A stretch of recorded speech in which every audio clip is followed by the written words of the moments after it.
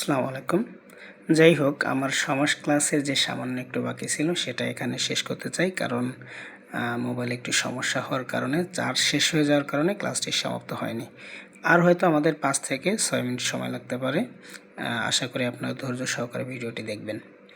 আমরা আলোচনা করতেছিলাম ব্যাধিকরণ সমাস নিয়ে, ব্যাধিকরণ বহুব্রীহি সমাস নিয়ে। আমরা বলেছিলাম ব্যাধিকরণ বহুব্রীহি সমাস হচ্ছে যে সমাসের উভয় পদের পূর্বপদ এবং পরপদ দুইটা পদই হচ্ছে বিশেষ্য পদ। আপনারা লক্ষ্য করেন 80-20 শব্দটাকে যদি আমরা ভাঙি তাহলে 80-তে 20 যার।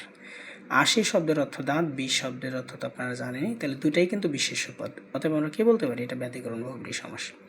এবং 80-20 কেন বহুব্রীহি সমাস? কারণ হচ্ছে 80-তে 20 বলতে শুধুমাত্র আমরা সাপকে বুঝি, কিন্তু 20 কি শুধু সাপেরই আছে?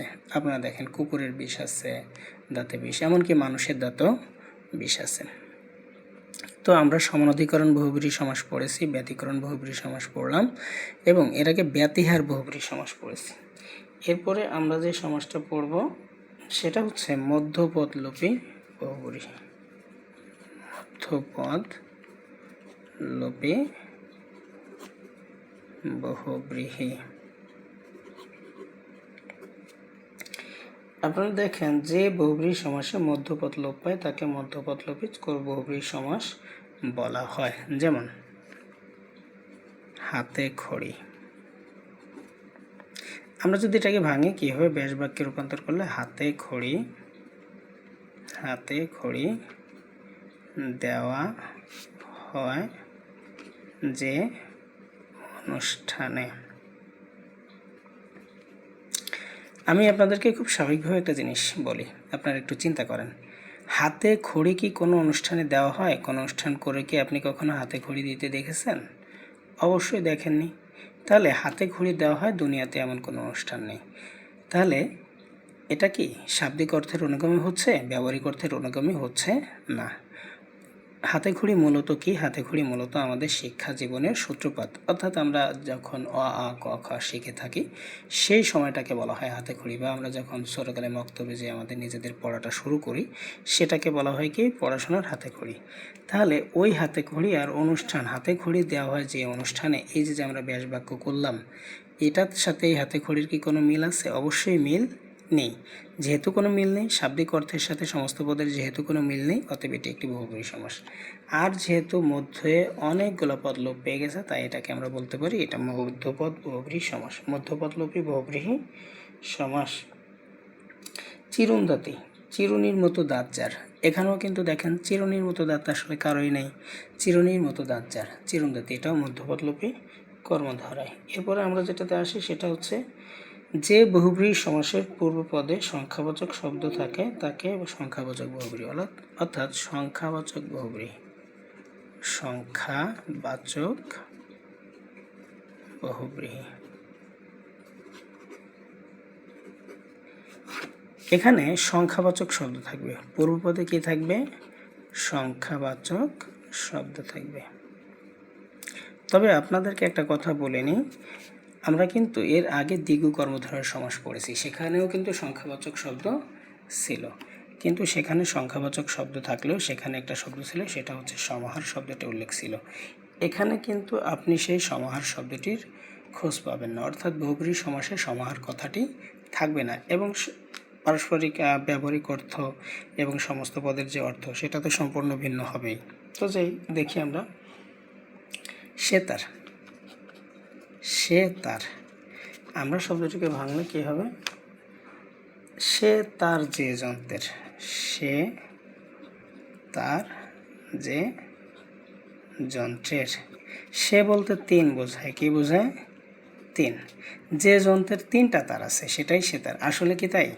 3টা তার থাকলেই কিন্তু সেটা সেতার না। সেতার অর্থ হচ্ছে একটা বাদ্যযন্ত্র, 3টা তার দিয়ে দিলেই আমরা সেটাকে একটা সেতার বলতে পারি না, অর্থাৎ 3 তার বিশিষ্ট বাদ্যযন্ত্রকে বলা হয় সেতার। অর্থাৎ শাব্দিক অর্থ এবং আমাদের এই যে ব্যবহারিক অর্থ এবং আমাদের এই যে সমস্ত পদ, এদের অর্থের যে ভিন্নতা, এই ভিন্নতা থাকার কারণে, এটা ভিন্ন অর্থ দেওয়ার কারণে আমরা এটাকে বলতেছি এটা একটা বহুব্রীহি সমাস। যেহেতু এখানে সংখ্যাবাচক শব্দ সে বা 3 শব্দটি রয়েছে, অতএব এটাকে আমরা বলতে পারি সংখ্যাবাচক বহুব্রীহি সমাস। এরপরে চতুর্ভুজ, চার ভুজ এক্ষেত্রে চতুর্ভুজ, চতুর্ভুজ, চার ভুজ যে ক্ষেত্রের, লক্ষ্য করেন চার ভুজ যে ক্ষেত্রের সংখ্যাবাচক, তাহলে কি এটা একটা কি সংখ্যাবাচক বহুব্রী, কারণ চতুর্ভুজ বলতে চার বাহু দ্বারা আবদ্ধ ক্ষেত্রকে বোঝায়, চারটা ভুজ না, চার বাহু দ্বারা আবদ্ধ ক্ষেত্রকে বোঝায়। এটা সম্পূর্ণ একটা জ্যামিতিক